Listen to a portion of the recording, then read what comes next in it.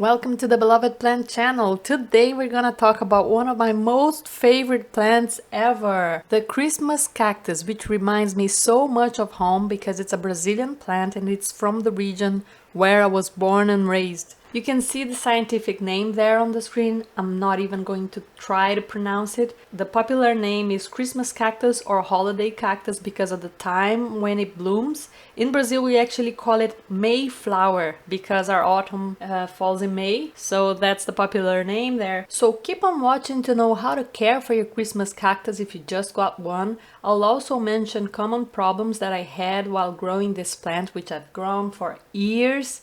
Because then if you ever run into these, you know where to come. I have the info for you.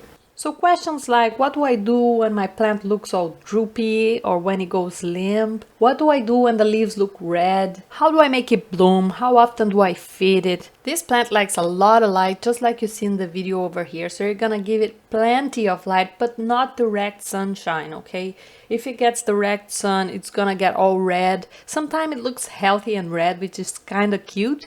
But often it goes limp when it stays in the sun. Back home, when I went walking in the Atlantic forest trails, you'd see this plant growing in rocks or at the top of the trees, and it likes that mist, you know, all that vapor. It really likes humidity. You know, that type of humidity in air that is gonna get your hair very voluminous. Yeah, that's the type of air that it likes. So you gotta allow air to go through the roots. So you're gonna give it a very loose type of soil with these little rocks if you have it, with cocoa coir if you have it, even with sand, proper for plants, not beach sand, of course. That helps as well, but you need to give it aeration, otherwise it won't like it too much.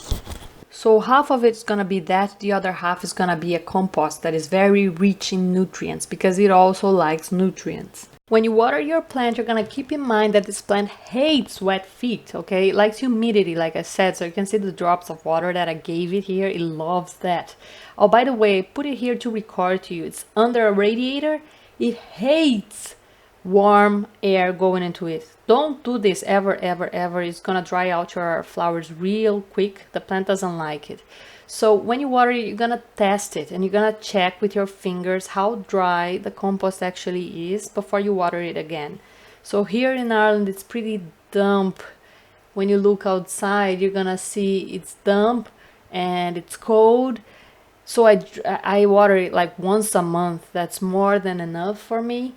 So it's going to depend on where you live, how often you're gonna do that. But if you do the finger test, just stick your finger there in the compost and you're gonna be able to tell if it's gonna need more water or not. And because I know I gave it a compost that drains water really well, I am very generous when I give this plant water. I soak the pot in water and then I drop water from above. It really gets all wet, so it takes a month to dry out. So how can you encourage your plant to bloom? So this plant kind of likes a colder weather, like 15 Celsius degrees, to encourage it to bloom, and it likes a lot of light, right? So you're gonna give it plenty of light. Your days are gonna be shorter anyway because it also needs that light to stop and get more hours of darkness. So I left 2 of these plants here under the radiator for about a week. Look at what happened. Had a bit of an accident. So you see it started aborting not only the little buttons here, the flower buds, but also some leaves, right? So you gotta be really careful with leaving it under radiators, with also changing position. So when you bring your plant home, just know this, it's going to drop, it's going to abort a few buds, a few flower buds. It's natural. That's always happened to me, and I have like 7 different varieties here. It always happens. But if it starts dropping too many buds, just know that you probably gave it too drastic of a change. Maybe a big change in light, maybe a big change in temperature.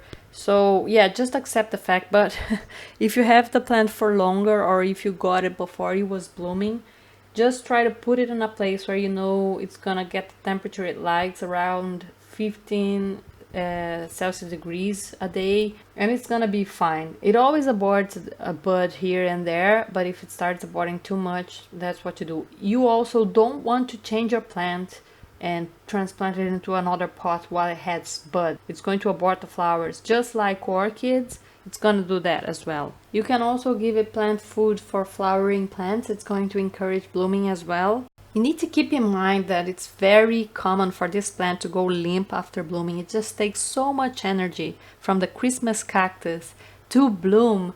So when it's in January, February, it's very common to see it going limp, and you can use any plant food really to fix this problem. I've used anything and everything on it.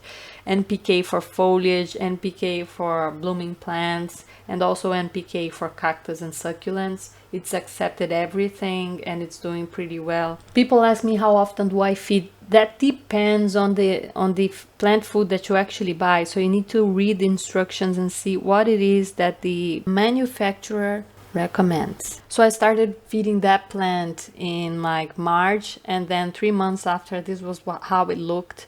And I made a video just to show you how to recover yours, so you can watch that if you prefer. So it's actually kind of debatable how easy it is to grow this plant, because I have 7 different pots of this plant in my house. For some of them, I've never ever had to do anything. For some of them, I've always had problems. And I don't think it has to do with the variety. It's actually the plants that went limp in the first year. They had problems repeatedly. I had root rot. I had the leaves going red again. I had them dropping buds. They're still alive and still flowering, but I just need to keep a closer look on them. So just keep a closer look at your plant all year long, not only when they're blooming. And there's plenty of information on the internet. I will definitely help you if you have questions. So I hope you've liked this video.